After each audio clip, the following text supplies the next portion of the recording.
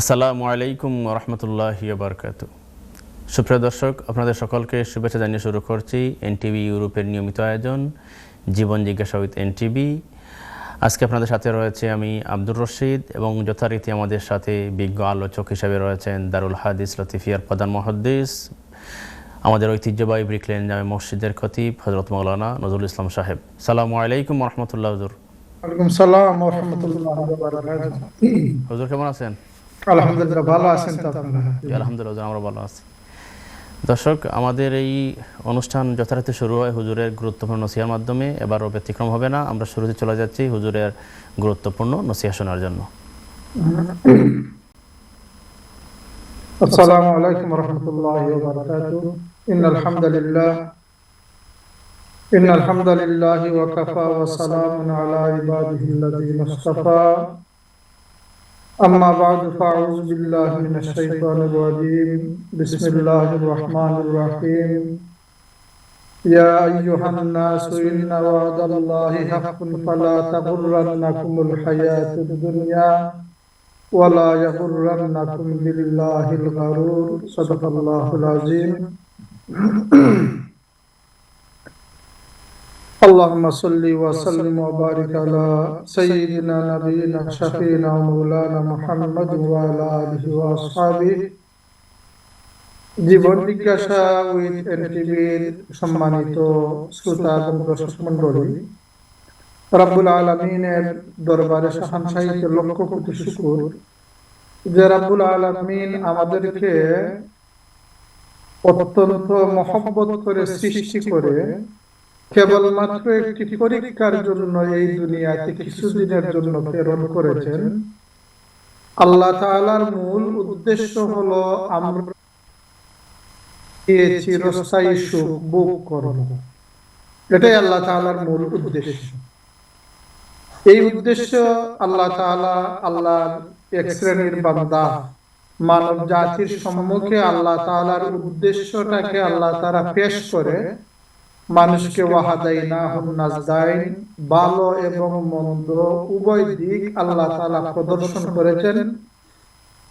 জান্নাত এবং জাহান্নাম দুটি পথ আল্লাহ তাআলা স্পষ্ট বর্ণনা করে দিয়ে আল্লাহ তাআলা ডাকতেছেন, তোমরা জান্নাতের পথে আসো, জাহান্নাম থেকে নিজেকে রক্ষা করো। দুইও জিনিসই কিন্তু স্পষ্ট। জাহান্নামের বর্ণনা যেভাবে কোরআন শরীফে স্পষ্ট, জান্নাতের বর্ণনাও কোরআন শরীফে সুস্পষ্ট, উভয়টি ক্লিয়ার। এবং জান্নাতের পথ আল্লাহ তাআলা যেভাবে ক্লিয়ার করে বর্ণনা করেছেন, জাহান্নামের পথটাও ক্লিয়ার করে বর্ণনা করেছেন। কোনো ধরনের কোনো সামান্যতম কোনো লুকায়িত কোনো বিষয় এটা নয়। কেননা যেহেতু আল্লাহ তাআলা স্পষ্ট বিধান হলো মানব জাতির মধ্যে ফারিকুন ফিল জান্নাতি ওয়া ফারিকুন ফিন নার, এক শ্রেণীর মানুষ যাবে জান্নাতে এবং আরেক শ্রেণীর মানুষ যাবে জাহান্নামে। এই জন্য আল্লাহ তাআলা উভয় পথটাকে সুস্পষ্ট করে আমাদেরকে দেখিয়ে দিয়েছেন। সবচেয়ে ভাগ্যবান হলাম আমরা মুমিন বান্দারা, যাদেরকে আল্লাহ তাআলা দয়া করে ঈমান আনার তৌফিক দান করেছেন এবং জান্নাতের পথের প্রতীক হওয়ার জন্য আমাদেরকে আল্লাহ তাআলা মোটামুটি একটি লাইনে সিরাতুল মুস্তাকিমে আমরা আসি ধরে নিতে পারি। কিন্তু মনে রাখবেন, এই জান্নাতে যাওয়ার জন্য ক্লিয়ার দুইটা জিনিস হচ্ছে বাধা। দুইটা জিনিস জান্নাতে যাওয়ার জন্য হচ্ছে বাধা। একটি হচ্ছে শয়তান আর আরেকটি হচ্ছে এই দুনিয়া। আমরা চলে যাচ্ছি হুজুরের কাছে হুজুরের অসম্পূর্ণ নসিহা শোনার জন্য। জি, ধন্যবাদ। আমরা যে বিষয়টি আলোকপাত করতে চেয়েছিলাম তা হলো যে এই যে জান্নাতে যাওয়ার বাধা, মেইন দুইটা বিষয়, যে দুই বিষয়টাকে আল্লাহ তাআলা কোরআন শরীফে উল্লেখ করেছেন। আল্লাহ তাআলা আমাদেরকে বলেছেন, ইয়া আইয়ুহান নাস, হে মানব জাতি, ইন্না ওয়াদাল্লাহি হাক্কুন, আল্লাহর ওয়াদা হচ্ছে সত্য। অর্থাৎ আমি যে তোমারে মৃত্যু দান করব, তোমার বডি একবারে মাটির সাথে মিশে যাবে, আর বার জীবিত করে তোমার জান্নাতের মতো মহান সুখের একটি স্থানে আমি নিয়ে যাব। এই যে আমি ওয়াদা করেছি, আমার ওয়াদাটা সত্য। ফালা তাগুররান্নাকুমুল হায়াতুদ দুনিয়া, সুতরাং এই দুনিয়ার জীবন যেন তোমাদের ধোঁকায় না ফেলে, অর্থাৎ দুনিয়ার ধোঁকায় পড়ে অথবা এর মধ্যে বেশি তোমরা ইনভলভ হয়ে তোমরা যদি আখেরাত ভুলে যাও, জান্নাতের পথে না চলো, জাহান্নামের পথে চলো, তাহলে তো দুনিয়ার ধোঁকায় তোমরা পড়ে গেলে। ওয়ালা ইয়াগুররান্নাকুম বিল্লাহিল গারুর, আল্লাহ সম্পর্কে জানো শয়তান তোমাদেরকে কোনো ধোঁকায় না ফেলতে পারে। ধোঁকা হচ্ছে দুই ধরনের। একটি হচ্ছে যে শয়তান যদি আল্লাহকে না চিনার সে আপনাকে পরিস্থিতিতে ফেলে দেয়, অর্থাৎ কুফরির দিকে নিয়ে যায়, তাহলে তো হে প্রথম ভাবেই হে পাস করে ফেলল। দ্বিতীয়ত হচ্ছে যারা আল্লাহকে আমরা জানি, চিনি এবং জানি, তাদেরকেও শয়তান বিভিন্ন ভাবে ধোঁকা দেয়। প্রথমত ইবাদতে গাফলতি করার চেষ্টা করবে, অথবা আল্লাহর নাফরমানির জন্য সে ঠানবে, এবং আল্লাহ তাআলার যত জাহান্নামে যাওয়ার যত পথ আছে সুন্দর করে আপনার সামনে তুলে ধরবে, তুলে ধরে আপনাকে জাহান্নামের পথে টানবে। এই দুই পদ্ধতি মোটামুটি, আরো অনেক অসংখ্য পদ্ধতি শয়তানের আছে।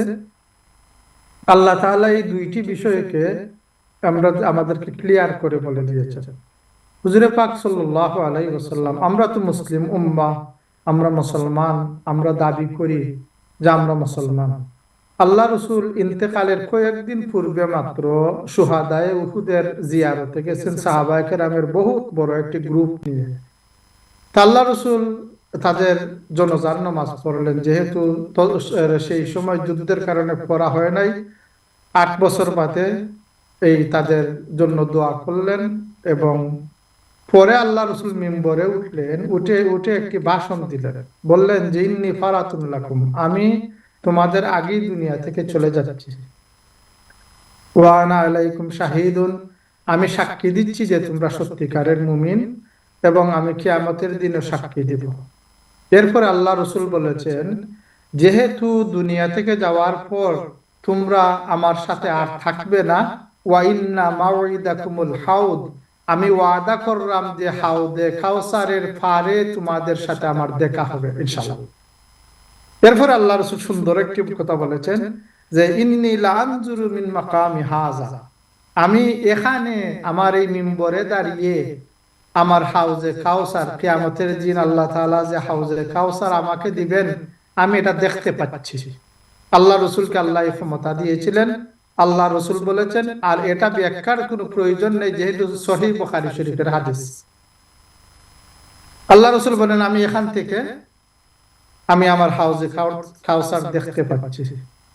পরে আল্লাহ রসুল বলেন, হে আমার সাহাবীগণ, আমি ওয়াইন্নী লা আখশা আলাইকুম আন তুশরিকু বাদি, আমি ভয় করছি না যে আমার পরে তোমরা মুশরিক হয়ে যাইবা, এ ভয়টুকু আমার নাই। কিন্তু ওয়ালাকিন্নী আখশা আলাইকুমুদ দুনিয়া আন তানাফাসু ফিহা, আমি ভয় করতেছি যে দুনিয়াতে তোমরা এমন ভাবে বেশি ব্যস্ত হয়ে যাইবে, ওই আগের উম্মত যেভাবে ব্যস্ত হয়েছিল, তারা যেভাবে ধ্বংস হয়েছে তোমরা সেইভাবে ধ্বংস হয়ে যাবে। এই মুসলিম উম্মাহ কাফির হয়ে যাবে, এই ভয় আল্লাহ রাসূলের ছিল না।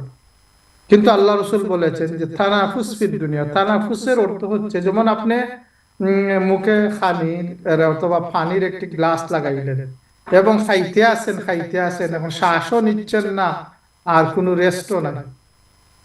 এই যে দুনিয়ার জীবনে আমাদের কাজ কর্ম, ব্যবসা বাণিজ্য সবকিছুর প্রয়োজন আছে, কিন্তু এমন ভাবে এটাতে লাগা যে কত হবে, আরো কি করব, এই করব সেই করব, করতে করতে জিন্দেগি একদিন শেষ। তখন দেখা যাইবে যে না, আপনার আখেরাতের কোনো সামান জোগাড় হয়ে নাই, অথবা আপনার আখেরাতের জন্য আপনি দুনিয়ার লোভে পড়ে অনেক হারাম কাজ করেছেন, ইবাদতিতে গাফলতি করেছেন, আরো বহুত জিনিস নানা কাজ করেছেন, যার কারণে আপনার জান্নাতের পথটা বন্ধ হয়ে গেল। এ সম্পর্কে আল্লাহ তাআলা পবিত্র কুরআন এবং হাদিস শরীফে আল্লাহ তাআলা বারবার আমাদেরকে এই সতর্ক করেছেন। আল্লাহর রাসূল হাদিস শরীফে বিভিন্ন নসিহতের মাধ্যমে আমাদেরকে দুনিয়াতে থাকতে হবে, কাজকর্ম করতে হবে, এরপরে খাওয়া দাওয়া সবকিছু করতে হবে, কিন্তু এমন ভাবে এটা করা যাবে না যাতে আখিরাত সম্পূর্ণরূপে ভুলে গিয়ে কেবল দুনিয়া কেবল দুনিয়া কেবল দুনিয়া।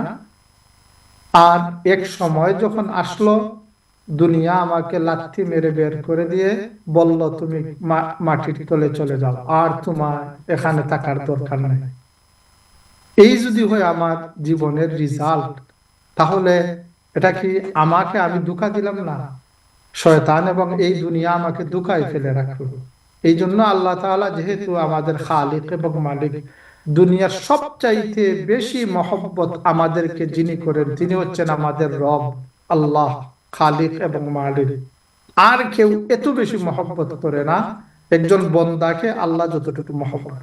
সুতরাং তিনি যেটা বলেছেন খারাপ, অবশ্যই দুনিয়া আখিরাতের লাগে আমার জন্য এটা খারাপ। তিনি যেটা বলেছেন ভালো, উপস্থিতিতে যদি আমি বুঝি যে কি আমার হয়তো ভালো লাগছে বা লাগতেছে না, কিন্তু এটাই মনে করতে হবে যেহেতু তিনি আমার রব, তিনি আমার কল্যাণ যেটা এটাই আমাকে হুকুম দিয়েছেন, পরামর্শ দিয়েছেন, বুঝার জন্য বলেছেন। আল্লাহ তাআলা আমাদেরকে এই সংক্ষিপ্ত জীবনে আল্লাহর নসিহত যেগুলো কোরআন শরীফ, আল্লাহর রসুল, আল্লাহর পরে আল্লাহর রসুলের চাইতে এত মেহেরবান উম্মতের জন্য আর কেউ নেই, এত দরদিও আর কেউ নেই, আপনার আপনও এর চাইতে আর কেউ মখলুকাতের মধ্যে আপনার আপন আল্লাহ রসুলের চাইতে আর কেউ বেশি নেই। সুতরাং আল্লাহ রসুল আমাদেরকে যে পথ প্রদর্শন করেছেন, যে পরামর্শ দিয়েছেন, এই বিষয়গুলাকে আমরা যদি আমাদের নিজে ভালোভাবে অন্তরে ধারণ করে জীবন পরিচালনা করি, ইনশাল্লাহ এই জীবনে আল্লাহ তাআলা যাই দেন নিয়ামত, ইনশাল্লাহ জান্নাতের অসীম নিয়ামতের মালিক আল্লাহ তাআলা আমাদেরকে বানিয়ে দিবেন ইনশাল্লাহ। আল্লাহ আমাদেরকে তৌফিক দান করুন এবং আল্লাহ তাআলা বুঝারও তৌফিক দান করুন। আসসালামু আলাইকুম ওয়া রাহমাতুল্লাহি ওয়া বারাকাতুহু।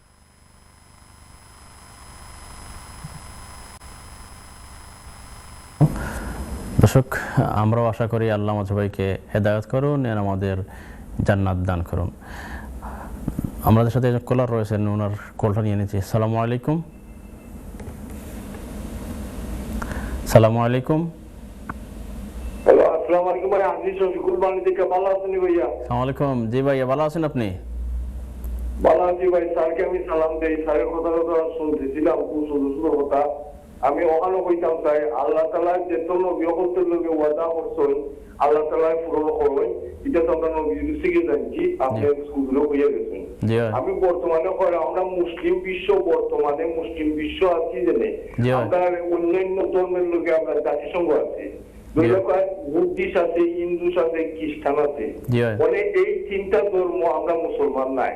এরপরে আমরা মসজিদুল হারাম শরীফের যে চেয়ারম্যান আছেন শেখ আব্দুর রহমান সুদাই, মদিনার যে ইমাম সাহেব আছেন, এরা দুজন যদি হয় যে আমরা ঈসা নবী হযরত ঈসা আলাইহিস সালাম দুনিয়ায় ইউনাইটেড নেশনও যদি আমরা দাবি রাখি, তো অন্য ধর্মীয় সাক্ষী দিয়ে তাহলে বিশ্বটা যদি ইসলাম ধর্ম গ্রহণ করে তাই সুন্দরভাবে আখিরাত ফিরবো। ওখানে এই দুনিয়াটা সৃষ্টি করছেন আল্লাহ তাআলা, দুনিয়াটা আল্লাহ তাআলা শেষ করবা, আখিরাত করবা, আর একবার দুনিয়াটা আইব, এটা ঈসা নবীর লোকে ওয়াদা করতেন।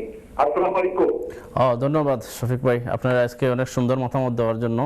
সাধারণত আমাদের এই অনুষ্ঠান হচ্ছে প্রশ্ন উত্তর অনুষ্ঠান। আপনারা প্রশ্ন করবেন, আমাদের বিজ্ঞ আলোচক উত্তর দিবেন। আজকে আপনি খুব সুন্দর এটা মতামত দিয়েছেন, আমাদের হুজুর আপনারা এইসব নিয়ে আরো আলোচনা করবেন। আমরা যাচ্ছি পরবর্তী কলার কাছে। আসসালামু আলাইকুম। আসসালামু আলাইকুম। দর্শক, আপনি টিভি ফলো না করে মোবাইলে কথা বলেন। হ্যালো, আসসালামু আলাইকুম। আসসালামু আলাইকুম। জি, আপনার প্রশ্ন করেন ভাই প্লিজ। প্রশ্ন হলো আমি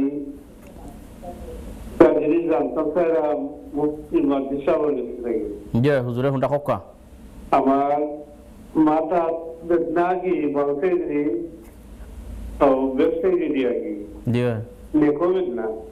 আচ্ছা, কিছু হইবা দি না, আমি যাইতাম তার কাছে ধন্যবাদ বসিত। বুঝছেননি?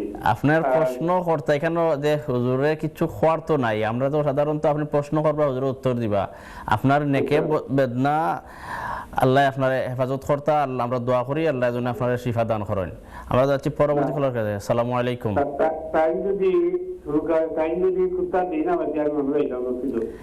এখান তো আমরা কইতে পারি না, হুজুরের তো টিভির মাধ্যমে আপনার কিছু দিতে পারতা নাই, আপনি দরকার হয় পরে যোগাযোগ করেন যেন।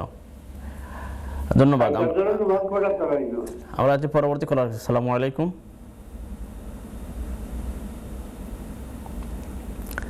আসসালামু আলাইকুম কলার। আসসালামু আলাইকুম। জি ভাই। আমার একটা প্রশ্ন ছিল হুজুরকে। জি আমি কি প্রশ্ন রাখবো এখন? জি জি আপনার প্রশ্ন করেন ভাই, আমি শুনতে পাচ্ছি। আচ্ছা, আমার প্রশ্নটা ছিল, সম্প্রতি যে ঘটনাটা ঘটতেছে বাউল সম্প্রদায়কে নিয়ে, একজন বাউল প্রশ্ন করেছিলেন, উনি কোরআনের কয়েকটা উদ্ধৃতি দিয়ে বলছিলেন যে আল্লাহ সর্বপ্রথম কি সৃষ্টি করেছেন, এক এক জায়গায় এক একটার কথা বলা আছে। এই জিনিসটা আমি জানি হুজুর খুব সুন্দর করে বুঝিয়ে দেন, আমাকে আরেকবারও আমি অনেক সুন্দর একটা উত্তর করেছিলাম। কাইন্ডলি যদি হুজুর বলতেন এই বিভিন্ন সময় বিভিন্ন প্রথম সৃষ্টি বলে উল্লেখের এই অর্থটা আসলে কি? আচ্ছা ধন্যবাদ ভাই আপনার সেই প্রশ্ন। আর কোন প্রশ্ন আছে? জি না, আমার আছে। আমাদের হুজুর কিন্তু এইটা পরে একদিন পুরো আলোচনা করেছেন, আমাদের এইটা আলোচনায় পুরো আলোচনা করেছেন এই ব্যাপারটা নিয়ে, হয়তো আপনি সেটা মিস করেছেন। হ্যাঁ, তারপরে হুজুর আপনাকে এই ব্যাপার নিয়ে বলবেন, আপনি শুনতে থাকুন। আমি খুশি হব। হ্যাঁ শুনতে থাকেন। হ্যাঁ ওকে হুজুর, আমাদের একটা বিরতির সময় হয়ে গেছে। আর আমাদের যে ভাই লাস্টে প্রশ্ন করেছেন, একজন বাউল কোরআনের কিছু উদ্ধৃতি দিয়ে বলছেন যে আল্লাহ এটা সৃষ্টি করেছেন ওটা সৃষ্টি করেছেন, মানে উনি বলছেন আল্লাহ আসলে কোনটা আগে সৃষ্টি করেছেন, এটার মত পার্থক্য রয়েছে। আমরা জানি হুজুর আপনি একদিন আমাদের এখানেই এটা নিয়ে অনেক বিস্তারিত আলোচনা করেছেন, তারপর আমাদের এই ভাই আছে জানতে চেয়েছেন, আশা করি আপনি এই ব্যাপারটা উত্তর দিবেন। আর আমাদের এখন যাচ্ছি বিরতিতে। বিরতি থেকে আসার পরে আমরা হুজুরের কাছ থেকে এই প্রথমে আনসারটা শুনবো, তারপরে আমরা নতুন করে আরো কল নিব। দর্শক আপনারা আমাদের সাথে আছেন জীবন জিজ্ঞাসা হইতে এনটিভি অনুষ্ঠানে। আমরা আপনাদের কল নিয়ে দিচ্ছি। আপনারা যখন কল করবেন দয়া করে টিভির ভলিউমটা অফ করে আপনারা কথা বলবেন।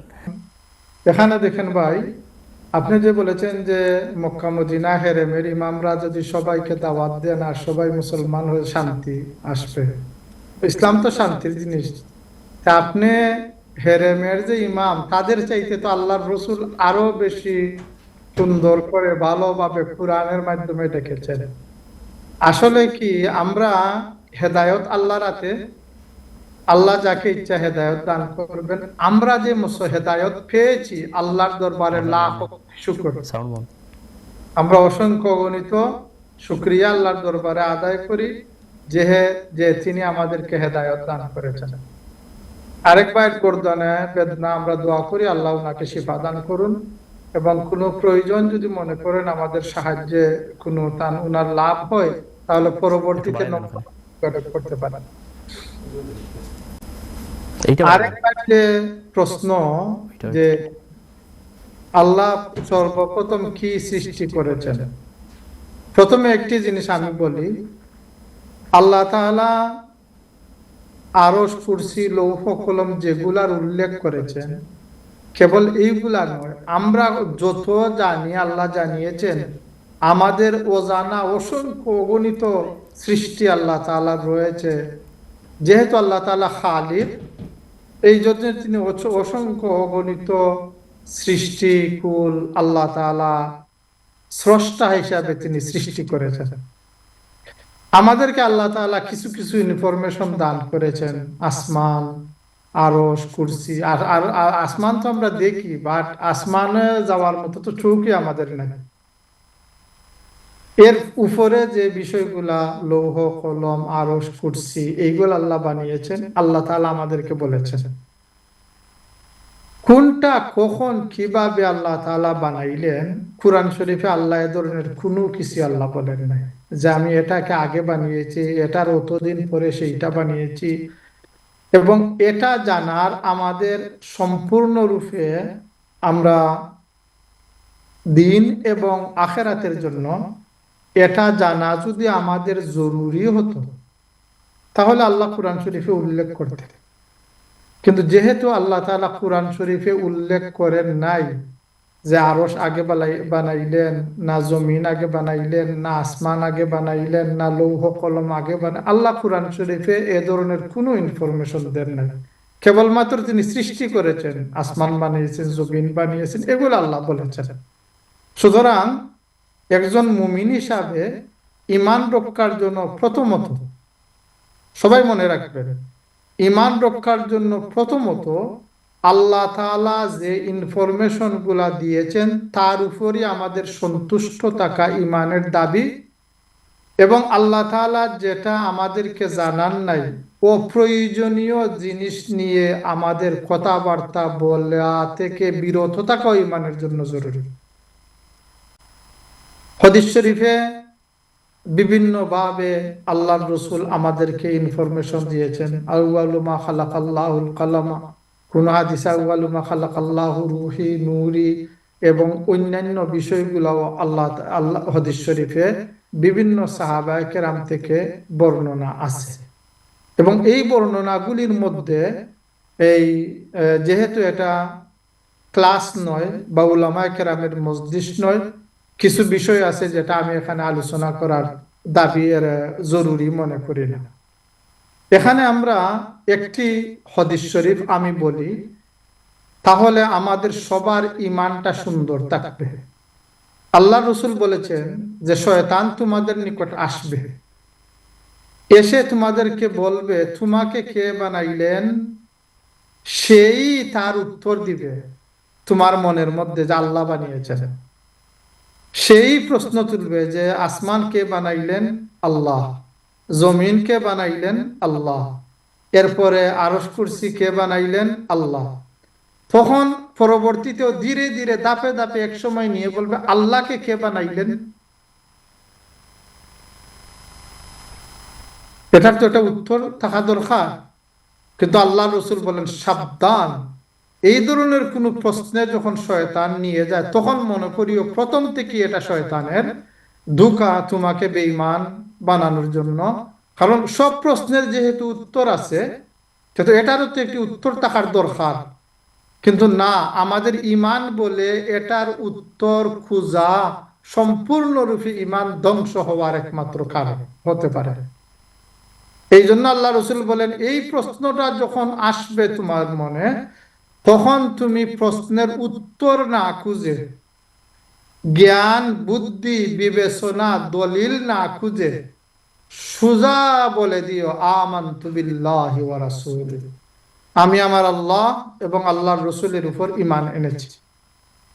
কেননা আল্লাহর জাত সম্পর্কে কোনো মানুষের চিন্তা করে কোনো ইনফরমেশন পাওয়া তার দ্বারা কোনো দিনই সম্ভব না। আল্লাহ যতটুকু আমাদেরকে জানিয়েছেন মাবুদ হিসাবে, আমরা তার গুলাম, আমরা তার সৃষ্টি, তার ইবাদত করব, তার গুলামি করব, আমরা তার দিন মেনে জান্নাতে যাওয়ার আশা করব। আমাদের আর পাওয়ার কি আছে? কিন্তু আমরা বর্তমানে, এটা শয়তানেরও একটি ধোঁকা, কিছু কিছু মানুষের মগজে শয়তান ঢুকে ঢুকে আজে বাজে মন যা চায় সে নিজে শরীয়তের কোনো ধার ধারে না, আল্লাহর দ্বীনের প্রতি কোনো দরদ নেই, এবং আল্লাহর হুকুম আহকাম তার নিকট কিছুই নয়। গান গাইবে, মনে যা চায় তা করবে। এই মানুষটা যখন আল্লাহ সম্পর্কে মন্তব্য করে, কত বড় অপরিণামদর্শী হওয়ার কারণে এটা করে। যেহেতু আল্লাহর রাসূল আমাদের কিসে আমরা যদি আমরা মুমিন হই, যদি আমরা চাই ঈমান রক্ষা করতে, তাহলে আল্লাহ রাসূলের পরামর্শই যথেষ্ট। আল্লাহ রাসূল বলেছেন যখন আল্লাহ সম্পর্কে শয়তান তোমাদের মনে কোনো প্রশ্ন তুলবে, তখন আমানতু বিল্লাহি ওয়া রাসূলিহি। সুতরাং আল্লাহ প্রথম, হুয়াল আউয়ালু ওয়াল আখিরু ওয়াজ যাহিরু ওয়াল বাতিন ওয়া হুয়া বিকুল্লি শাইইন আলিম। প্রথমেও আল্লাহ, শেষেও আল্লাহ, জাহিরেও আল্লাহ, বাতিনেও আল্লাহ, প্রত্যেকটি জিনিস সম্পর্কে উনি জানেন, তার মখলুকাত সম্পর্কে। আমরা কতটুকু জানি? আল্লাহ যতটুকু আমাদেরকে জানিয়েছেন ততটুকু জানি। এর অতিরিক্ত জানার চেষ্টা করা আমাদের জন্য জরুরি নয়। যদি চেষ্টা করা হয় তো ঈমান ধ্বংস হয়ে যেতে পারে। এই জন্য আমরা আল্লাহ যতটুকু জানিয়েছেন এতটুকুই আমরা জানব। আল্লাহ আমাদেরকে বলেছেন যে মালাকুল মউত তোমাদের জান কবজ করে, আজ পর্যন্ত সৃষ্টির প্রথম থেকে নিয়ে আজ পর্যন্ত অসংখ্য অগণিত লক্ষ লক্ষ কোটি কোটি মানুষের জান মালাকুল মউত কবজ করেছেন। কেউই কোনোদিন মালাকুল মউতকে দেখে নাই। কোনো মানুষ যদি দেখার চেষ্টা করে সেও কোনোদিন পারবে না। সুতরাং মালাকুল মউত আমরা বিশ্বাস করি দেখতে হবে, দেখা কোনো জরুরি নয়। এবং মালাকুল মউতকে এই দুনিয়াতে কোনো মানুষ যখন আপনার আব্বা আম্মার জান কবজ করা হয় বা কোনো মানুষের জান কবজ করা হয়, কোনোদিনই আপনি মালাকুল মউতকে দেখবেন না। এটা দেখা আপনার জরুরি নয়। আমরা অন্তরে বিশ্বাস রাখি আমাদের রূহটা মালাকুল মউত কবজ করে আল্লাহর সাথে নিয়ে নেয়। একটি উদাহরণ বললাম। এইভাবে অসংখ্য অগণিত বিষয় আছে যা কেবল আমাদের ইমানের বিষয়। এখানে যদি আপনি জ্ঞান বুদ্ধি কোনো খরচ করেন কাজে আসবে না। সুতরাং আল্লাহ এবং আল্লাহর রসুল আমাদের হেদায়েতের জন্য যা বলেছেন তাতেই আমরা সন্তুষ্ট থাকব, আমাদের ইমান সালামত থাকবে ইনশাআল্লাহ। ধন্যবাদ। হুজুরকে ব্যাপারটা আলোচনা করার জন্য। আমাদের যাচ্ছি আমরা পরবর্তী কলারের কাছে। সালামু আলাইকুম। সালামু আলাইকুম। হ্যালো, সালামু আলাইকুম। আসসালামু আলাইকুম। জুলবান আছেন তো? জি হুজুর ভালো আছেন। আপনার প্রশ্ন করো ভাই প্লিজ। জি, প্রশ্ন আমার একটা প্রশ্ন, তবে প্রশ্নের আগে হুজুরে ওই যে পঞ্চে এই যে বদলকে প্রশ্ন করছিল যে আল্লাহ তাআলা সাইটটা বানাইছেন যে প্রথম, আসলে হুজুরে যে উত্তরগুলা দিচ্ছেন ভেরি গুড। মানে এগুলা নিয়ে আমরা প্রশ্ন করা উত্তর দেওয়া আসলে আপনাদের শিরিকও যাই। আল্লাহ তো সাইডটা একলগে বানাইতে পারেন, আল্লাহর লগে তো আমরা এগুলা কম্পোজিশনে যাইতাম পারি না। আল্লাহ ইচ্ছা করলে তো সারাও একবারে বানাইতে পারেন, যে রু একবার কিতা একবার কিতে হয়, এটা তো প্রশ্ন করেও ঠিক না আল্লাহর লগে। আল্লাহ তো একবারে সব কিছু করতে পারেন, এগুলো আমরা প্রশ্ন করেও ঠিক না, উত্তর দেওয়া ঠিক না। এক কথায় এগুলো আল্লাহ সারা দেওয়া বালা, এগুলো আমরা শিরিকের পর্যায়ে যাই যদি আমরা প্রশ্ন করি আর উত্তর দিই। আচ্ছা, এটা ভেরি গুড হুজুরে যে এক্সপ্লেইন করছেন, থ্যাংক ইউ হুজুর। ওকে, আপনি এখন কি আপনার প্রশ্ন কি এখন ভাই? প্রশ্ন হইল আমার যে হুজুরে কাছে আমি সপ্তাহ চাইরা মানে হুজুরে যে একটা আমি প্রশ্ন করবো মানে বুঝবার লাগে কি যে মরকা হুজুরে যে মসজিদ ইমামতি করা আমার তাই নখন টেনশন হয়ে গেছেন কি টেনশন হয়ে যাওয়ার পরে তো আপনি কাম করতে পারেন, এটা বৈধ আছে, এটা আপনার কাম করা যায়। বাট তাই যে মসজিদে যে ইমামতি করা বা যে মসজিদে ইমামতি করা তখন তাই টেনশনে গেছেন তাদের বেতন কম হয়ে যাবে। এখন আরেকজনের হুজুরের বা টিচারের বা যে স্যারও এই খামটা তাই সস্তায় করিলি বা সস্তায় বেতন কম, কারণ তাদের তো চলে তাই পেনশন পাইয়া, কিন্তু সেই মানুষটার খামটা তাই খাইয়া তাই লাগি জব তানোর বেতন কম হইল। এই যে জবটা লওয়া আমি যদি প্রশ্নটা আমি হুজুরে দিয়ে কথা হুজুর মাইন্ড করেন না, ঠিক আছে। এই জবটা করা হুজুরে কিনা বৈধ না বৈধ বুঝতে পারছেন? ওকে, জি জি, আপনার প্রশ্ন বুঝা গেছে। ওকে, থ্যাংক ইউ। আপনি টিভি যাতে হোক হুজুর আপনার প্রশ্নের উত্তর দিবা। ওকে, আমরা যাচ্ছি পরবর্তী কলারের কাছে। সালামু আলাইকুম। সালামু আলাইকুম। কথা শুনতে পাচ্ছেন? হ্যালো, কলার শুনতে পাচ্ছেন?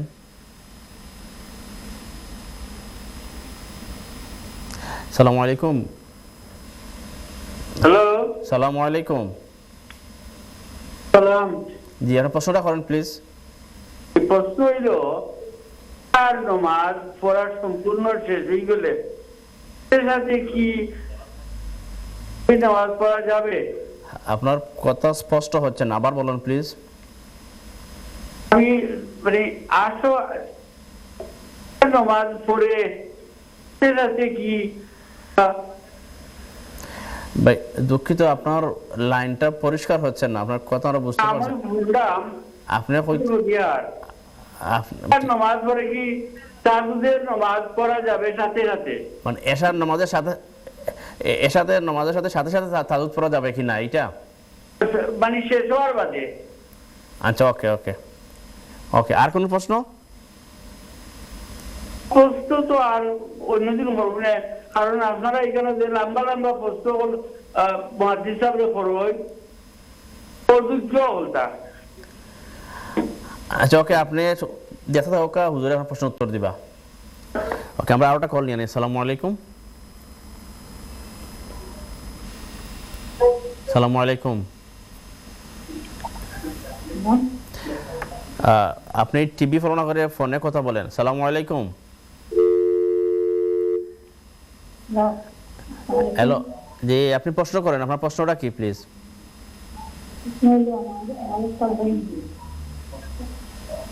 আপনি যদি আরো জোরে কথা বলেন এবং প্রশ্নটা করেন প্লিজ।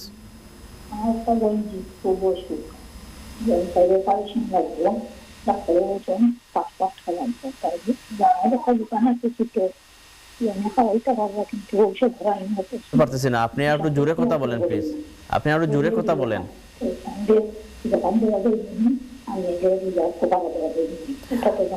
দুঃখিত, আমরা কিন্তু আপনার কথা বুঝতে পারতেছি না, আপনি একটু স্পষ্ট করে আরো জোরে কথা বলেন। আমরা আপনার কথা কিছুই বুঝতে পারিনি।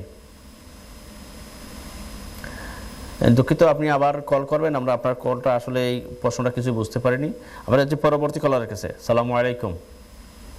আসসালামু আলাইকুম। জি আপনার প্রশ্নটা করেন প্লিজ।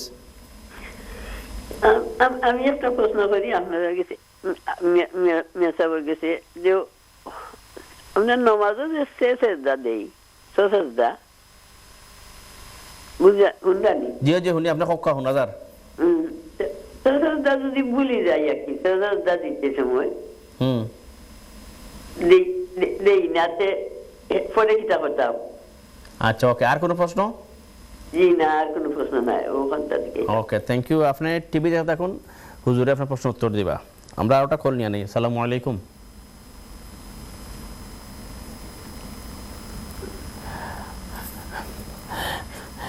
ওকে হুজুর, আমরা যে প্রশ্নগুলো পেয়ে গেছি হুজুরগুলার একটু আনসার করে দিতেন, তারপরে আমরা আমাদের ব্রেকের সময় হয়ে যাচ্ছে।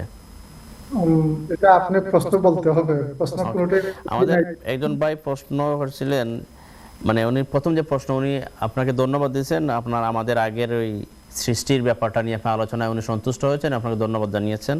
আর উনি একটা প্রশ্ন জানতে চেয়েছেন যে পেনশনে যাওয়ার পর যেমন কিছু হুজুর রয়েছেন, ওরা মসজিদে ইমামতি করেন, তখন দেখা যায় পেনশনে যাওয়ার পর উনি কম টাকা ইমামতি করে ফেলেন, কারণ উনি তো পেনশনে আছেন, উনি কম টাকা দিয়ে কম বেতনে কাজটা করে ফেলেন। তো ওনার প্রশ্ন হলো, এইটা করতে গিয়ে যদি উনি আরেকজন লোকের হক নষ্ট করতে সে তো চাইলে আর বেশি টাকা এই কাজটা করতে পারতেন, আর যেহেতু পেনশনে চলে গেছেন সরকারি হিসাবে, সেক্ষেত্রে কি ওনার জন্য এটা বৈধ হবে কি হবে না? বিষয়টা তিনি অন্যভাবে চিন্তা করতেছেন। ধন্যবাদ। বিষয় হলো যে একজন মানুষ মৌত পর্যন্ত সে যদি কাজ করার তৌফিক তাকে কাজ করতে পারে, কোনো বাধা নেই। পেনশন হচ্ছে এই দুনিয়ার একটি নিয়ম। দুনিয়ার নিয়ম বলতে সরকারি বা বেসরকারি নিয়মও আছে। একজন মানুষ বৃদ্ধ বা অসুস্থ হয়ে গেল, তার ছেলে মেয়েরা, যেমন বাংলাদেশের সরকারি ভাবে আমভাবে পেনশনের কোনো ব্যবস্থা নেই। ইনি অবসরে যাওয়ার অর্থ হলো তার ছেলে মেয়েরা তাকে লুক আফটার করবে, এবং আল্লাহ তাআলা ছেলে মেয়েদের উপর তাদেরকে লালন পালন করা ফরজ করে দিয়েছেন। দ্বিতীয়ত, সরকারি ভাবে যদি কেউ পেনশনে যায় 60-70, মাশাআল্লাহ আমরা দেখি যে বহুত মানুষ 80-90 বছর বয়স, তবু কিন্তু খুব ফিটফাট থাকে। তিনি যদি যে কোনো কাজ, ইমামতি বাদ দেন, অন্য কোনো কাজ যদি তিনি করেন, তাহলে আমাদের শরীয়তে বাধা নেই। দ্বিতীয়ত হচ্ছে, তিনি যদি, যেহেতু তিনি দুর্বল অবস্থায় আছেন, মনে করেন যে আমার সময়টা ভালো গেল আর আমি এটা কিছু কম কাজে আমি পয়সায় আমি কাজটা করলাম, এটা কোনো দোষ নয়। ইমামতি যেটা আপনি চিন্তা করছেন যে অন্যের হক মারলেন, যে অন্য ইমাম এত অবসর থাকবেন কেন যে উনার কাজেই তিনি কাজ করতে হবে, উনার কে অন্য কোনো স্থান নেই। দুনিয়ার এমন কোনো কাজ নেই যে কাজের কেবলমাত্র একটি স্থান। ইমামতির তো একটি কেবল স্থান নয়, তিনি অন্যখানে করতে পারেন। দ্বিতীয়ত হচ্ছে যে একজন মানুষ, একজন ইমাম হিসাবে যদি চিন্তা করেন যে আমি যদি অবসরে ঘরে থাকি, তাহলে তো নামাজে আসা যাওয়া কত একটি খেদমত থেকে মহরুম হলাম। এই নিয়তে যদি তিনি অবসরেও এটা করেন, তাহলে এটা তার জন্য নেক আমল হিসাবে ভালোই ধরতে হবে। দ্বিতীয়ত, ইনি যদি পয়সা কম নেন, দেখেন এটা হচ্ছে দুনিয়ার একটি নিয়ম। বিশেষ করে ইলমে দিন অথবা আল্লাহর দিনের কোনো খেদমতে, হ্যাঁ অবশ্যই মানুষকে উপযুক্ত বেতন বা তার উপযুক্ত পয়সা দিতে হবে, না দিলে একজন মানুষ চলবে কিভাবে। কিন্তু যদি কেউ মনে করেন যে আমি কম পয়সায় বা না নিয়েই আমি আমার এই কাজটা করে দিই, তিনি আল্লাহর নিকট উজরত পাইবেন। এতে আপনি যে একটি নেক চিন্তা করতেছেন যে অন্যের হক মারা হচ্ছে কিনা, এটা এই প্রশ্ন এখানে আসে না। ইনশাআল্লাহ আল্লাহ তাআলা সবাইকে ভালো রাখুন। একজন বোন করেছিলেন এশার না, একজন ভাই করেছিলেন এশার নামাজের সাথে সাথে কি তাহাজ্জুদের নামাজ পড়া যাবে? জি ভাই, দেখেন আমরা একটি জিনিস বলি, তাহাজ্জুদের বিষয়ে আল্লাহ কুরআন শরীফে বলেছেন ওয়া মিনাল লাইলি ফাতাহাজ্জাদ বিহি নাফিলাতাল লাক, যে রাত্রিতে আপনি মাগরিবের ফজরের আগ পর্যন্ত যে কোনো সময় যদি আপনি কিছু নামাজ পড়েন তা তাহাজ্জুদ হয়ে যায়।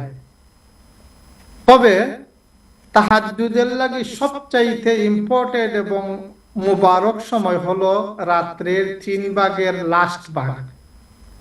এই সময় যেহেতু আল্লাহ তাআলা নিচের আসমানে এসে বান্দাকে ডাকতে থাকেন, হাল মিন সাইলিন হাল মিন মুস্তাগফিরিন, এইগুলা বলে, এই জন্য এটা হলো সবচাইতে বেশি মুবারক টাইম। এবং আল্লাহ রাসূল কিছু ঘুমাইয়ে উঠে পড়ে তাহাজ্জুদ পড়তেন। কিন্তু যদি দেখা যায় যে আপনি ঘুমানোর পরে মিস হওয়ার সম্ভাবনা থাকে, তাহলে ভালো এশার পরেই যদি কিছু তাহাজ্জুদের নিয়তে যত রাকাত 2 রাকাত 4 রাকাত পড়েন, ইনশাআল্লাহ তাহাজ্জুদ হয়ে যাবে। আল্লাহ ধন্যবাদ হুজুর আপনাকে সুন্দর উত্তর দেওয়ার জন্য। হুজুর, আমাদের একটা বিরতির সময় চলে আসছে, আমরা বিরতি যাব। বিরতি থেকে আসা পরে আমাদের একটা প্রশ্ন রয়েছে, প্রশ্ন উত্তর দিব এবং আমরা নতুন করে আবার কল নেব। দর্শক আপনারা আমাদের সাথে থাকবেন, আমরা যাচ্ছি আর একটা বিরতিতে। বিরতি থেকে আসা পরে আপনাদের প্রশ্ন উত্তর দিবেন হুজুর এবং আমরা নতুন করে আমরা কল নেব। সবাইকে ধন্যবাদ। আমাদের বিজ্ঞ আলোচক হযরত মাওলানা নজরুল ইসলাম সাহেব কোরআন হাদিসের আলোকে এইসব প্রশ্নের উত্তর দিয়ে থাকেন। আমরা বিরতির পূর্বে একটা প্রশ্ন নিয়েছিলাম, প্রশ্নের উত্তর দেওয়া যায়নি, হুজুর সেই প্রশ্নের উত্তর দিয়ে তারপর আমরা নতুন করে কল নিব। হুজুর, আমাদের একটা প্রশ্ন ছিল সহসজ্জার ব্যাপারটা। জি ধন্যবাদ। যে বোন প্রশ্ন করেছেন যে সহসজ্জা যদি ভুলে যান তাহলে কি করবে। দেখেন, যে নামাজে যে কোনো কারণে সহসজ্জা যদি ওয়াজিব হয়ে যায়, তাহলে তো লাস্টের বৈঠকে আপনি সহসজ্জা দিবেন। এখন যদি আপনি ভুলে সালাম ফিরিয়ে নিলেন, এখন যদি সাথে সাথেই আপনার স্মরণ হয়ে যায়, নামাজের পরে সালাম ফিরানোর পর যদি অন্য কোনো কাজ না করেন, অর্থাৎ যদি নামাজ থেকে না সরেন, কোনো তসবিহ তাহলিল বা অন্য কোনো কিছু যদি না করেন, আর সাথে সাথেই স্মরণ হয়ে যায়, তাহলে আপনি এই সময়ে 2টি সজিদা দিয়ে আর বা আত্তাহিয়াতু সহ দুরূদ শরীফ দোয়া মাসুরা পড়ে নামাজ শেষ করবেন। আপনার সহসজিদা এবং নামাজও হয়ে যাবে। এখন যদি দেখেন যে সহসজিদা ওয়াজিব, দুই দিকে সালাম ফিরিয়ে আপনি নামাজ থেকে সরে গেছেন অথবা অন্য তাসবিহ তাহলিল বা অন্য কোনো কাজে লেগে গেছেন, তখন কিন্তু নামাজটা আরবার দোয়ারাইয়া করতে হবে। কারণ যে নামাজে সহসজিদা ওয়াজিব হয়, সহসজিদা দিলে সহসজিদার কারণে নামাজটা হয়ে যায়, কিন্তু যদি সহসজিদা আপনি দেন না, তাহলে তো নামাজটা হলো না, তখন নামাজকে আরবার দোয়ারাইয়া করতে হবে। ধন্যবাদ। ধন্যবাদ হুজুর। আমরা যাচ্ছি একজন খোলার কাছে। আসসালামু আলাইকুম। খোলা, আসসালামু আলাইকুম। খোলা, শুনতে পাচ্ছেন?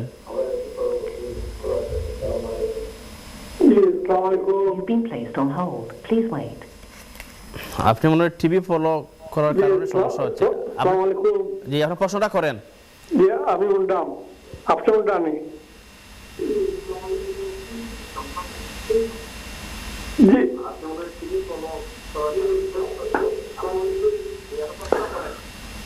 ভাই আপনার টিভিটা বন্ধ করল, আপনার টিভিটা বন্ধ করিয়া মোবাইলও মারলে কথা কোকা, তখন আপনার প্রশ্ন হুজুরে সহজে শুনতে পাইবা। আচ্ছা আচ্ছা, বন্ধ করে লইছি। যে আপনি প্রশ্ন করকা, প্রশ্ন করার পরে হুজুরে উত্তর দিবা, তখন আপনার টিভিতে শুনবা, কোনো সমস্যা হবে না তখন। রাইট।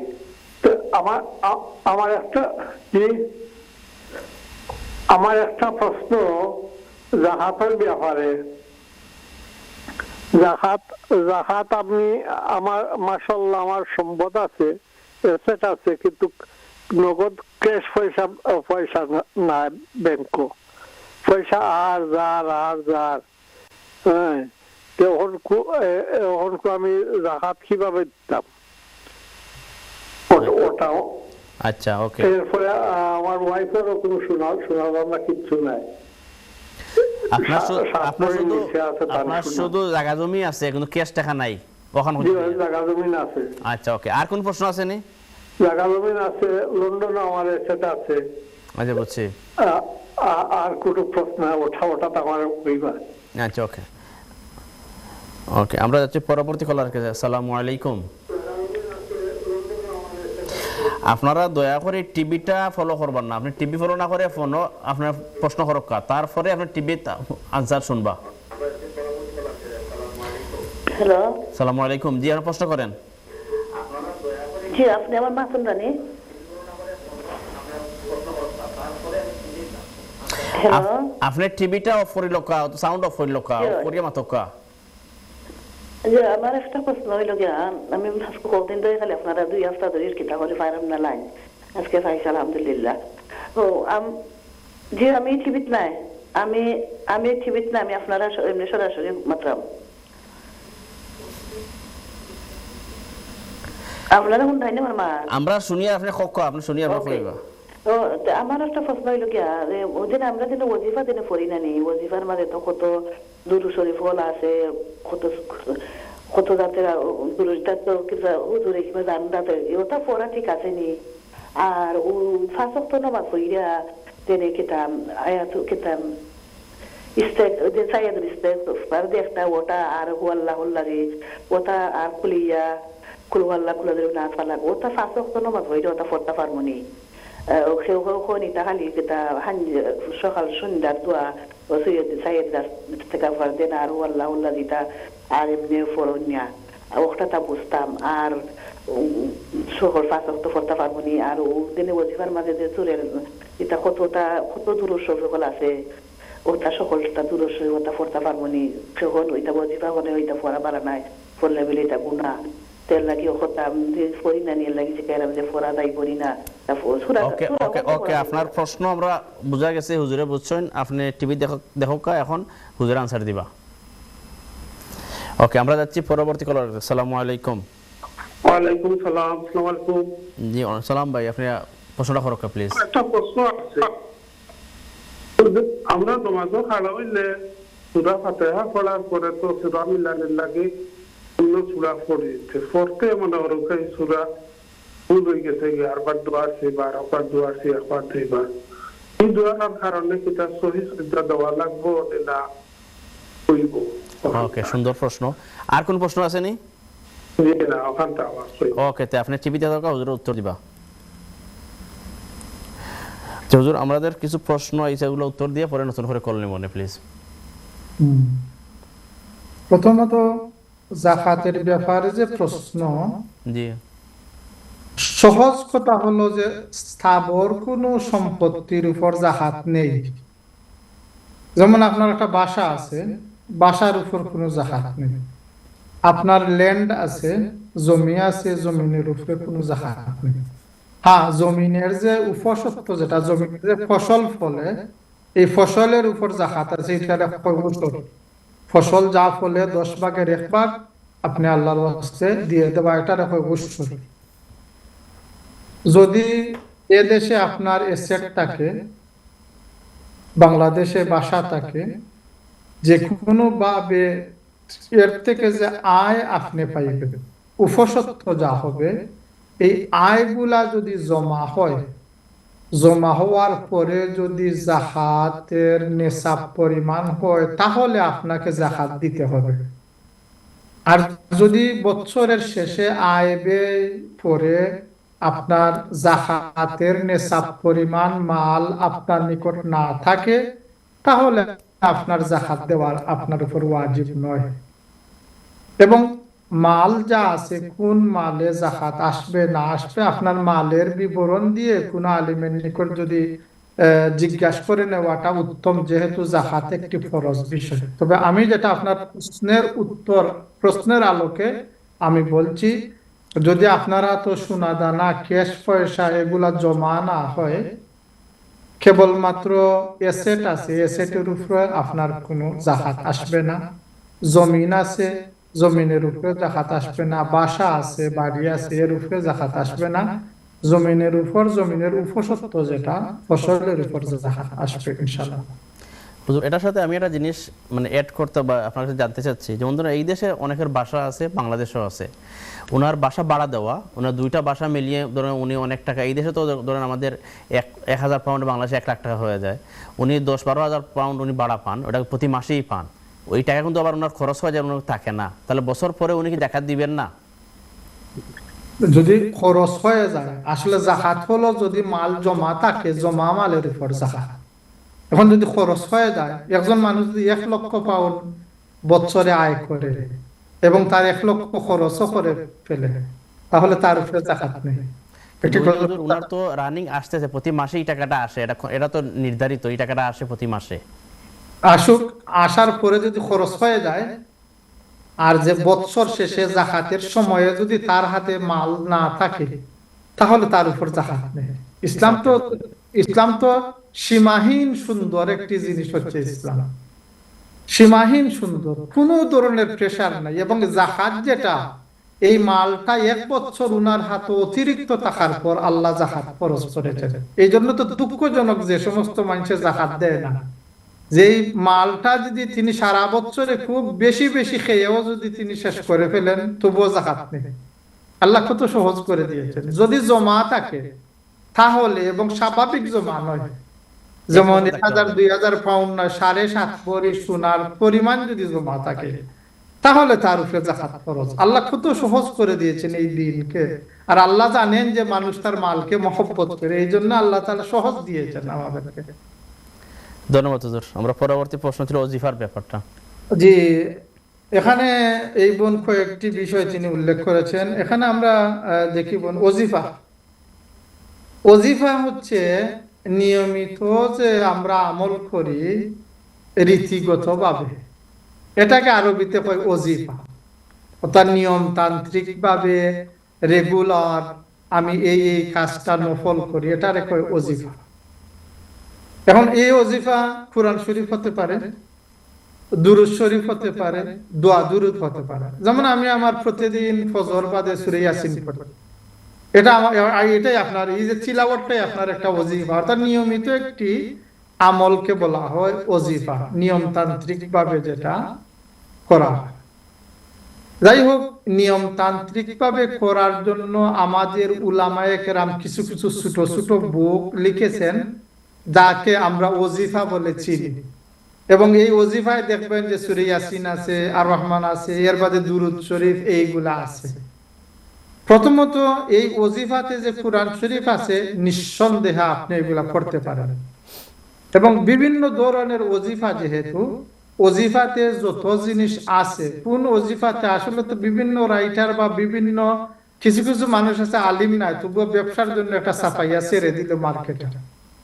এই জন্য আমরা বর্তমানে মনে করি যে ওজিফার যে বিষয়গুলো আপনি অন্যান্য কোরআন শরীফের ব্যাপারে তো কোনো ডাউট নেই, অন্যান্য যে বিষয়গুলা পড়বেন কোন আলিমের নিকট শুনিয়ে তার পরামর্শ নিয়ে পড়লে খুবই ভালো হয়, আমরা এটা মনে করি।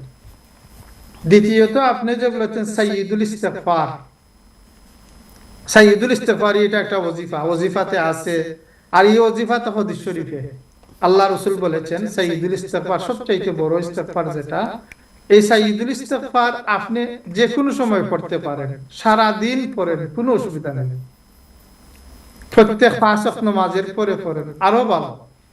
তবে হাদিস শরীফে আছে কম যদি একজন মানুষ ফজরের পরে একবার পড়েন আর এই দিনের ভিতরে মারা যান, তাহলে আল্লাহ তাআলা তাকে জান্নাত দিয়ে দিবেন। যদি মাগরিবে পড়েন আর এই রাত্রের ভিতরে মারা যান, তাহলে আল্লাহ তাআলা তাকে জান্নাত দিয়ে দিবেন। এটা হচ্ছে কম পরিমাণ। সুতরাং এতটুকু আমরা মোটামুটি পড়া উচিত সাইয়্যিদুল ইস্তিগফার। এরপরে যদি আপনি প্রত্যেক নামাজ পড়েন, আরো পড়েন, যতই বেশি পড়বেন। আমরা কি বুঝতে পারতেছি যে এমন একটা ইস্তিগফার, যে ইস্তিগফারটা দিনের প্রথমে পড়লে এই দিন মারা গেলে জান্নাত ওয়াজিব হয়ে যায়, রাত্রের প্রথমে পড়লে মাগরিব পড়লেই রাত্রে মারা গেলে জান্নাত আপনার জন্য অবধারিত হয়ে যায়। এই ইস্তেগফারটা যত বেশি পড়েন কত ফায়দা হবে আপনি চিন্তাই করতে পারবেন না। সুতরাং যদি প্রত্যেক নামাজ পড়েন আরো ভালো, আরো যদি বেশি পড়েন আরো ভালো। আপনার সূরা হাশর এর লাস্ট যে 3 আয়াত, এই 3 আয়াতের ব্যাপারে হাদিস শরীফে এসেছে কেবলমাত্র মাগরিব এবং ফজরের নামাজের পর আউযু বিল্লাহিস সামিউল আলিম মিনাশ শাইতানির রাজিম 3 বার পরে সূরা হাশরের শেষ 3 আয়াত পড়বেন। মাগরিবের পরেও আউযু বিল্লাহিস সামিউল আলিম মিনাশ শাইতানির রাজিম 3 বার পরে সূরা হাশরের এই 3 আয়াত পড়বেন। এই যে ফজিলতের ব্যাপারে এই 2 টাইমের কথা বলা হয়েছে। আর কুরআন শরীফ হিসেবে তো আপনি যে কোনো সময় এটা পড়তে পারেন। আশা করি এই বোনের উত্তরগুলো আমরা দিয়ে দিয়েছি। ধন্যবাদ। আমাদের আরেকটা প্রশ্ন ছিল ও যে নামাজে সূরা মিলাই আলহামদুলিল্লাহ পরে সূরা পড়তে গিয়ে যদি বারবার সূরা ভুল হয় আর বারবার যদি সূরা দুয়ারা হয় তাহলে কি সহসিদ্ধা ওয়াজিব হবে কিনা? না, আসলে কেরাতের ব্যাপারে সহসিদ্ধা আসে না।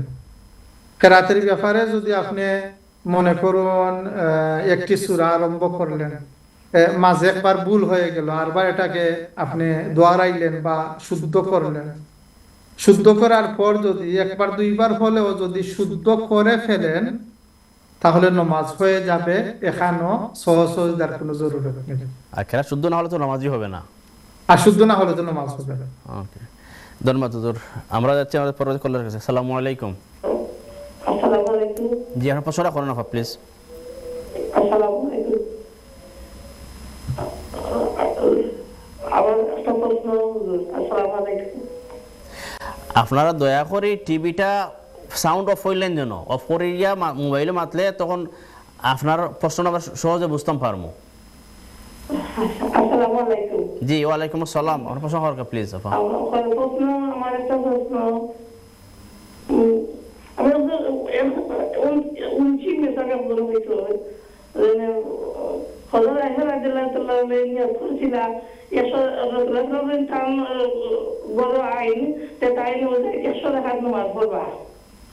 তো রাসূলুল্লাহ সাল্লাল্লাহু আলাইহি ওয়াসাল্লাম তো জামাত হয় তাই হয়তো তাই হয়তো 27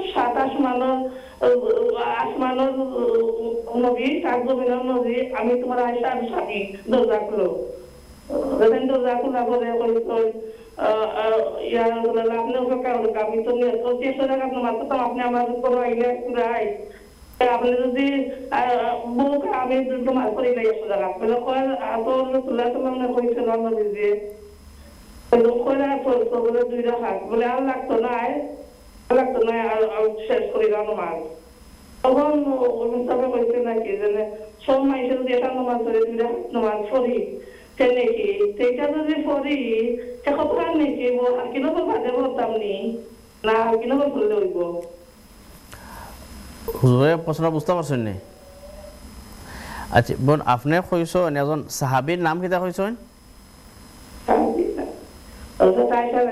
ওকে ওকে, আয়েশা রাদিয়াল্লাহু আনহা কইছেন যে আমার ঘরে রাসূলুল্লাহ আইলে আমি 100 রাকাত নামাজ পড়বো। তখন না নেই পরে নবী পরে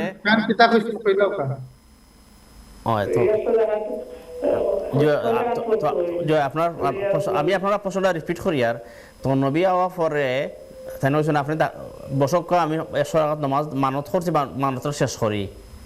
তখন নবী কইছেন যে তুমি কয় রাকাত পড়ছো? বলে 2 রাকাত। বলে আর পড়া লাগতো না, তোমার ওই গেছে। ওটা না নি আপনি কইছেন?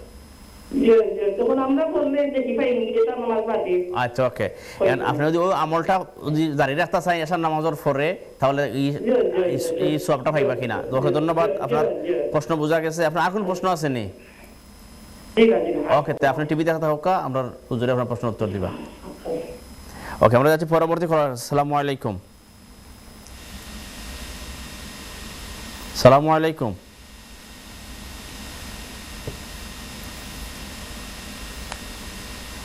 দুঃখিত, কলারকে আমরা হারাই ফেলছি। আজ হুজুর আমরা বোনের যে প্রশ্নটা এখন তো আমরা বুঝতে পারছেন, মানে নবী আয়েশার রাদিয়াল্লাহু আনহার ঘরে গেছে, জি ঠিক আছে, আমি প্রশ্ন করছি। ওকে, তো আপনি তাহলে উত্তরটা দিয়ে দিলে আমরা পরে প্রশ্ন নিব নতুন করে। জি ধন্যবাদ। আপনি যে আয়েশা রাদিয়াল্লাহু তাআলা আনহা কি মান্যত করেছিলেন, এই ধরনের কোনো রিওয়ায়াত আমার চোখে পড়ে নাই। তাই দ্বিতীয়ত হচ্ছে, আপনি কোনো মানুষ যদি, জেনারেলি উত্তর দিয়ে দেই, কোনো মানুষ যদি কোনো জিনিসের মান্যত করে, সেই মান্যত পুরা করার দায়িত্ব তার। আর মান্যত পুরা করলে যে জিনিসের জন্য পুরা করেছিল সেই জিনিস সে পাইবে বা সে সওয়াব পাইবে, এটা তার বিষয়, সম্পূর্ণরূপে ব্যক্তিগত, এটা অন্যের নিকট যায় না। সুতরাং আপনি যদি মনে করেন যে 2 রাকাত করে সেই আয়েশা রাদিয়াল্লাহু তাআলা আনহার 100 রাকাতের সওয়াব পাইবেন, মোটেই সম্ভব নয়। নাইলে তো আল্লাহ রাসূল বলতেন, যদি এই ধরনের রিওয়ায়াত থাকতো যে অন্যরা যারা পড়বে তারাও পাইবে, সুতরাং এটা করার কোনো দরকার নেই। আপনি যা করবেন, আল্লাহ রাসূল প্রতিদিন রাত্রে 2 রাকাতই পড়েন অথবা 4 রাকাত যাই পড়েন, তাহাজ্জুদের নিয়তে পড়ে ফেলবেন, ইনশাআল্লাহ বহুত সওয়াব পাইবেন। যেহেতু তাহাজ্জুদের মতো বহুত বিরাট একটি নিয়ামত আছে, তখন আপনি এই মান্যতে যাইবেন কেন? মান্যত কিন্তু তাহাজ্জুদের চাইতে বেশি বড় নয়। অবশ্যই আপনি তাহাজ্জুদের নিয়তে যদি 2 রাকাত পড়েন, আরো বেশি সওয়াব পাইবেন ইনশাআল্লাহ, কিন্তু অন্যের মান্যতের সওয়াব আপনার নিকট আসবে না। ধন্যবাদ। হুজুর, একটা অফলাইনে প্রশ্ন আছিল, পুরুষের ক্ষেত্রে নামাজের সময় কোথায় হাত বাঁধতে হয়? সাধারণত অনেক সময় নাভির নিচে হাত বাঁধা হয়। একজন বলেছেন, ওনাকে নাকি একজন বলেছেন যে নাভির নিচে কখনো হাত বাঁধা যাবে না, তাহলে হাতটা আসলে কোথায় বাঁধতে হবে? এখানে দেখেন, আমি একটি কথা বলি, নাভির নিচে হাত পাতা যাবে না একথা যিনি বলেছেন, উনার ইলিমের কমতি আছে। আমরা আর বেশি বড় কিছু বলবো না, এতটুকুই বলবো যে উনার ইলিমের কমতি আছে, এই জন্য তিনি নাভির নিচে হাত পাতা যাবে না এই কথাটা বলে ফেলেছেন। এখন প্রশ্ন যেটা সুন্দর প্রশ্ন বা মাসালা, যে আমরা নামাজে যে হাত বাঁধবো, কোথায় বাঁধবো, এটা হচ্ছে প্রশ্ন, সুন্দর প্রশ্ন। তার উত্তর হচ্ছে যে আল্লাহ রাসূল বিভিন্ন সময় বিভিন্ন ভাবে সাহাবায়ে কেরাম দেখেছেন, তারা যেভাবে বর্ণনা করেছেন, মযহবের আইম্মা যারা, যিনি যেভাবে, কারণ তারা চাইতেন যে আল্লাহর রাসূল যেভাবে করেছেন সেভাবেই নামাজটা কিতা সুন্দর। এখন আমরা দেখেছি যে নাভির নিচে বাঁধলেও ঠিক আছে, বুকের নিচে বাঁধলেও ঠিক আছে। কেহ কেহ তারা মাফ দেন না, একটি হাদিসের উপর ভিত্তি করে যে এক হাতের উপর আরেক হাত বেঁধে যেখানেই পড়ে তাদের কোনো মাফ নাই, নাভিও নেই। এটাও একটি আমল আছে। ইমাম মালিক রহমতুল্লাহি তাআলা আলাইহি তিনি মনে করেন যে উনার মযহব হলো যে হাত বাঁধবেনই না, 2 হাতকে ছেড়ে রেখে খুব সুন্দরভাবে একটা গোলামের মতো আল্লাহর সামনে দাঁড়াইবেন, ওয়াকুমু লিল্লাহি কানিতিন। এটা হচ্ছে প্রত্যেক ইমাম তাদের দলিল ভিত্তিক তারা আলোচনা করেছে, এবং আমরা মনে করি প্রত্যেকটা, এবং এটা নামাজের কোনো পার্ট নয়, নামাজের এই যে হাত বাঁধা না বাঁধা নামাজের মেইন পার্ট নয়। এবং এটা হইলো তানাউয়ে সুনান, আল্লাহ রাসূলের সুন্নত ভিন্ন ভিন্ন ভাবে আমাদের নিকট এসেছে। আল্লাহ রাসূলের ইত্তেবা যেটাই করবেন সেটাই সুন্দর, এবং নামাজ হয়ে যাবে ইনশাআল্লাহ। এখানে কেউ যদি বলেন যে এটা করা যাবে না, এটা নিষেধ, অর্থাৎ আমি যা বললাম তাই শুদ্ধ, অন্য যা বললেন তা করা যাবে না, ওটা হচ্ছে উনার, হয়তো তিনি একটাই শিখেছেন আর কোনো কিছু শিক্ষা লাভ করেন না, এই জন্য এটা বলেছেন। সুতরাং নাভির নিচের হাত বান্ধার যথেষ্ট দলিল আছে। যারা বুকের নিচে বাঁধে তাদেরও যথেষ্ট দলিল আছে। ইমাম মালিক রহমতুল্লাহ আলাইহি একটি মযহবের ইমাম, মালিকি মযহবের মানুষ, তারা হাত ছেড়ে আল্লাহর নিকটের পারে বিনয়ের সাথে, অর্থাৎ বিনয়ের পাপটার জন্য হাত বাঁধা এবং না বাঁধা। আল্লাহ তাআলা আমাদেরকে বুঝার চমৎকার একটা ব্যাপার মীমাংসা করার জন্য। দর্শক, আমাদের সময়ে একদম শেষ পর্যায়ে চলে আসছি। হুজুর, আমরা এখন বিদায় নিব। আপনাকে ধন্যবাদ আমাদের সাথে থাকার জন্য। আশা করি আপনার সাথে আমাদের আগামী সপ্তাহে আবার দেখা হবে। প্রিয় দর্শক, আমাদের জীবন জিজ্ঞাসা অনুষ্ঠান এখন শেষ করতে যাচ্ছে। আপনারা সবাই ভালো থাকবেন, সুস্থ থাকবেন। আগামীতে আবার দেখা হবে। আসসালামু আলাইকুম ওয়া রাহমাতুল্লাহ।